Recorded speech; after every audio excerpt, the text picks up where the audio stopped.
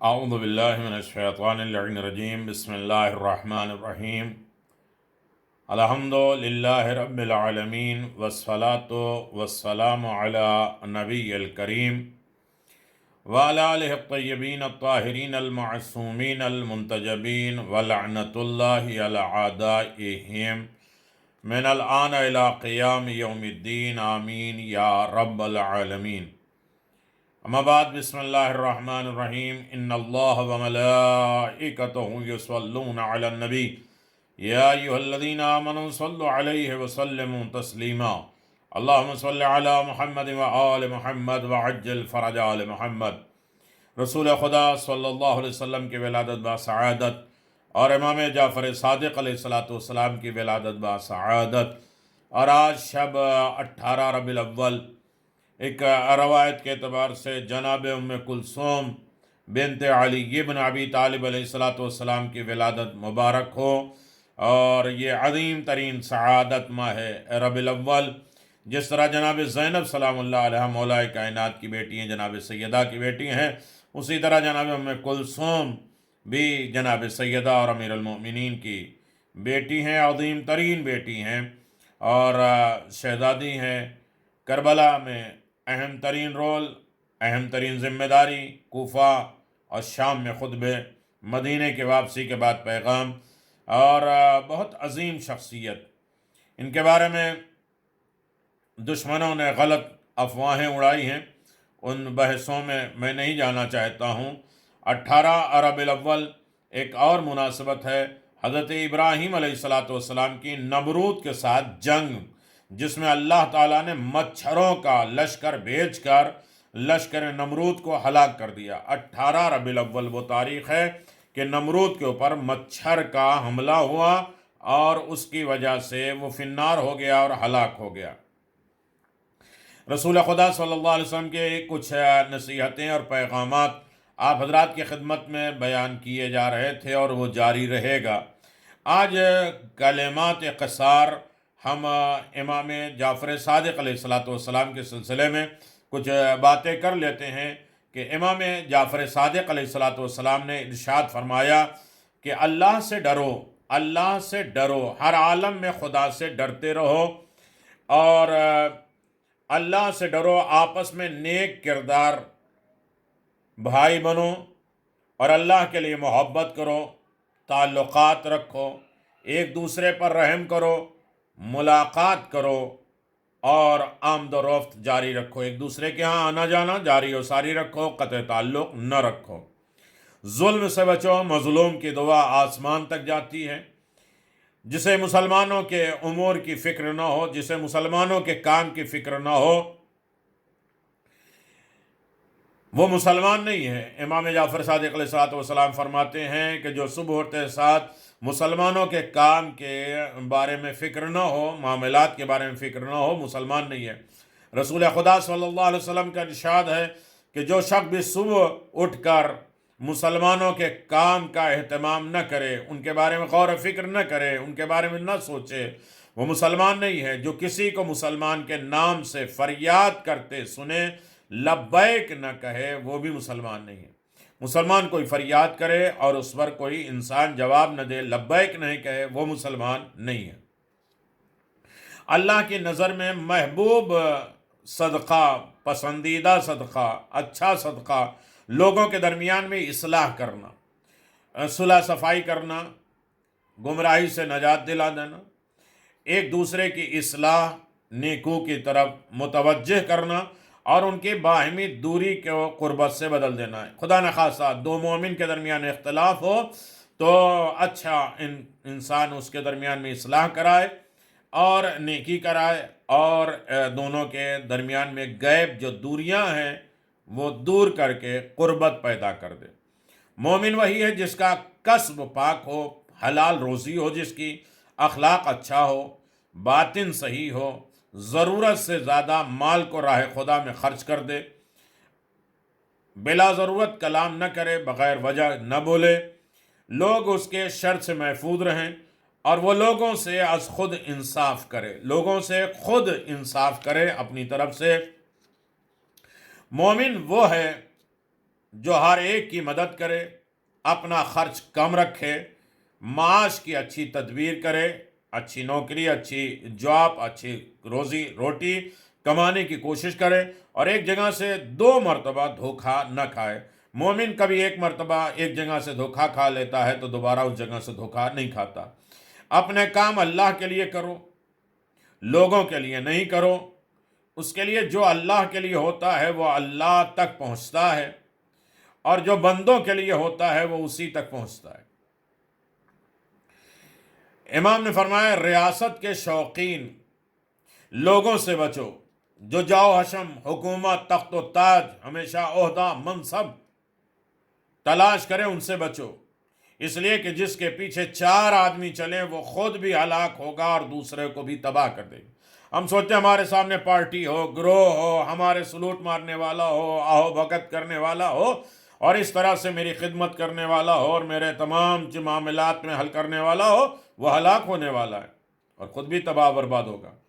کسی عقل مند یا بے وقوف سے جھگڑا نہ کرو، کیونکہ عقل مند تم سے نفرت کرے گا اور بے وقوف تم کو اذیت پہنچائے گا۔ یہ بہت بڑی بڑی باتیں ہیں، بظاہر چھوٹی سی حدیث ہے، لیکن پوری زندگی گزارنے کے لیے ایک اہم ترین رول ہے۔ ایسے دنوں میں انسان ائمہ معصومین کی بتائی ہوئی باتوں پر عمل کرے تاکہ گھر، خاندان، قوم، قبیلہ اور سب آباد ہو سکے۔ خصومت سے بچو، کسی کے چاپلوسی سے بچو، مکھن بازی سے بچو، یہ دل کو مشغول کر لیتی ہے، بس اسی میں لگے رہو گے، اور کردار میں نفاق پیدا کر دیتی ہے۔ جو عداوت کو بیج بوئے گا اسے وہی کاٹنا پڑے گا، جو اپنے نفس پر قابو نہیں رکھے گا اسے عقل بھی قابو نہیں کر سکتی۔ غصے سے بدتر کوئی شے نہیں ہے۔ غضبناک انسان کو غصہ، غضبناک آدمی نفس محترم کو قتل کر دیتا ہے اور آبرو کو عیبدار بنا دیتا ہے، اپنی عزت آبرو کو عیبدار بنا دیتا ہے۔ یقیناً جس نے بے وقوف کا جواب بے وقوفی سے دیا، ہم کہتے ہیں اینٹ کا جواب پتھر سے، امام کیا کہتے ہیں؟ جس نے بے وقوفی کا جواب بے وقوفی سے دیا، اس نے اپنے لیے وہی پسند کیا جو دوسرا کر رہا ہے، خود گدھا بھی بن گیا جو دوسرا گدھا تھا۔ جو ظالم کو ظلم میں معذور سمجھے گا، اللہ اس پر ظالم کو مسلط کرے گا۔ جو ظالم کو ظلم پر معذور سمجھے گا، یہ تو ظلم ہی کرے گا، تو اللہ اس پر ظالم کو مسلط کرے گا، پھر نہ اس کی دعا قبول ہوگی، نہ اسے مظلومیت کا کوئی اجر ملے گا۔ امام علیہ الصلوۃ والسلام فرماتے ہیں اپنی خواہش سے اس طرح ڈرو، اپنی چاہت، اپنی خواہش سے اس طرح ڈرو جیسے اپنے دشمن سے ڈرتے ہو، اس لیے کہ انسان کا سب سے بڑا دشمن اس کا نفس ہے اور اس کی زبان ہے۔ ہمارا نفس، ہماری خواہشات ہمارے سب سے بڑے دشمن، ہماری زبان سب سے بڑا دشمن ہمارے۔ بد اخلاق آدمی اپنے کو خود عذاب میں مبتلا کر دیتا ہے۔ بد اخلاقی بہت بری چیز ہے۔ اخلاق کا کردار، اس لیے کہ پیغمبر اسلام کہتے ہیں بعثت لأتمم مکارم الاخلاق، اللہ نے ہمیں اخلاق کی تعلیم دینے کے لیے بھیجا۔ ہمارے تمام ائمہ معصومین با اخلاق ہیں، اخلاق کی تعلیم دینے کے لیے۔ اخلاق ہر چیز کو منہ کر سکتی، ہر چیز کو کنٹرول کر سکتی، ہر مشکل پریشانی کو ختم کر سکتی ہے۔ پھر امام فرماتے ہیں بغیر سمجھے بولے عمل کرنے والا راستے سے ہٹ کر چلنے والا ہے۔ بغیر سمجھے بوجھے عمل کرنے والا، پہلے فکر کرو، غور کرو، دماغ پہ لاؤ، غور و فکر کرنے کے بعد دل کے حوالے کرو، عقیدہ ہو، پھر اس کے بعد اس پر عمل کرو۔ بغیر سوچے سمجھے انسان عمل کیے جا رہا ہے، بس یہ ہے، یہ رسم و رواج میں لگا ہوا ہے، اور اسے سوچتا نہیں کہ اس سے بینیفٹ کیا ہے، اس سے فائدہ کیا ہے، تو راہ راست سے ہٹ چلے گا، عقیدہ ختم ہو جائے گا، فکر و نظر ختم ہو جائے گی، اس کی تیز رفتار اسے منزل سے دور کرے گی۔ بس عمل میں لگے ہیں، یہ نماز، یہ دعا، یہ روزہ، یہ چیزیں، پہلے اس کے ریزن جانو، اس کے بارے میں فکر کرو کہ ہماری نماز ہمارے اوپر کتنی اثر انداز کرتی ہے، ہمیں کتنی برائیوں سے دور کرتی ہے، ہمارا روزہ ہمیں کتنا فائدہ مند کرتا ہے، ہمارے اخلاق، دین، عقیدے، معاملات کو صحت مند کر سکتا ہے۔ سومو تسعو، رسول خدا کی حدیث ہے، روزہ رکھو صحت مند ہو جاؤ.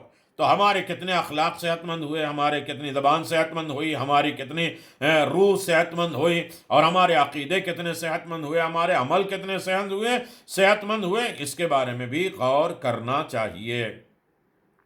جو تمہارا احترام کرے اور تم اس کا احترام کرو، جو تمہیں ذلیل کرے تم اس سے بلند کر لو، اپنے آپ کو اس سے بلند کر دو. تم اسے ذلیل نہیں کرو، اپنے آپ کو اس سے بھی بلند کر دو. کہ ہم درگزر کرنے والے، حلم کرنے والے، بردباری کرنے والے، ہم خاموش رہنے والے، ہم جواب نہیں دیتے، ہم ہٹ جاتے ہیں تاکہ معاملات نہ بدلے. تم ذلیل ہو، ذلیل کرو گے. ہم عزت دار ہیں، عزت دینے والے. مذاق سے بچو، اس سے آبرو کو خطرہ ہے. زیادہ انسان جب مذاق کرتا ہے تو اس سے آبرو، عزت کو خطرہ ہو جاتا ہے. مومن سے خود بخود انس پیدا ہوتا ہے. جس سے لوگوں کو انس اور محبت نہ ہو اس میں خیر ہی کیا ہے. یہ دیکھیں کہ ہم سے لوگوں کتنا انس کرتے ہیں، محبت کرتے ہیں، یعنی ہمارے قریب آتے ہیں، ہمیں چاہت کرتے ہیں، تو اس کے اندر خیر ہے. جس سے کوئی انس نہ کرے اس کے اندر کوئی خیر نہیں ہے. عدل اس پانی سے زیادہ شیریں ہوتا ہے جو کسی پیاسے کو مل جائے. پیاسا انسان ہے، سب سے زیادہ اس کے لیے کتنی پیاری چیز ہے، پانی مل جائے. لیکن عادل پانی سے زیادہ بھی شیریں ہے جب انسان پیاسا ہو. عدل کتنا ہی مختصر ہو اس کی وسعت بے پناہ ہے. جس نے لوگوں سے ہاتھ کھینچ لیا اس نے ایک ہاتھ کھینچا اور اس سے بہت سے ہاتھ کھینچ لیا. ہم نے کسی کی مدد نہیں کی، ایک آدمی کی مدد نہیں کی، تو ایک ہاتھ تم نے ہٹایا، لیکن کتنے ہاتھ تمہاری طرف مدد کے لیے آ رہے تھے، تم نے اس کو روک دیا. لہذا ایک کی کم از کم مدد کرو تاکہ بہت سے ہاتھ تمہاری ہیلپ اور مدد کر سکے. جس کے پاس عقل ہے اس کے پاس دین بھی ہے، اور جس کے پاس دین ہے وہ جنتی ہے. فقہا رسولوں کی امانت دار ہیں، فقیہ مجتہدین رسولوں کے امانت دار ہیں. جب انہیں بادشاہ کی طرف جھکتا ہوں تو دیکھو کہ ان میں کوئی خطرہ محسوس کرو. جب تمہیں کسی بھائی کی طرف سے کوئی بری خبر ملے تو غمگین نہ ہو جاؤ، پریشان نہ ہو جاؤ، اس لیے کہ اگر وہ صحیح کہتا ہے تو گویا تمہیں اپنے فعل کی سزا مل گئی، اور اگر غلط کہتا ہے تو تمہیں مفت کا ثواب مل رہا ہے. کوئی تمہاری برائی کرے تو پریشان نہ ہو، مفت کا ثواب مل رہا ہے. اور اگر صحیح کہہ رہا ہے تو تمہیں متوجہ کر رہا ہے. کبھی ایک آدمی ٹوک رہا ہے، پوری کائنات نہ ٹوکے. لہذا اس سلسلے میں امام جعفر صادق علیہ السلام کی گفتگو جاری و ساری ہے. ہمیں امام جعفر صادق علیہ السلام کی طرف متوجہ ہونا اور ان کے احکام پر عمل کرنا، اس لیے کہ ہم جعفری ہیں. اور رسول خدا کے قول، جناب ام البنین کا کارنامہ، اطاعت امام، نصرت امام، دین کی خدمت، مشکلات پریشانیاں برداشت کرنا، پھر بھی دین پر مضبوط ہونا، یہ جناب ام کلثوم کا کارنامہ ہے. وآخر دعوانا ان الحمدللہ رب العالمین وصلی اللہ علی محمد وآل محمد وعجل فرج آل محمد.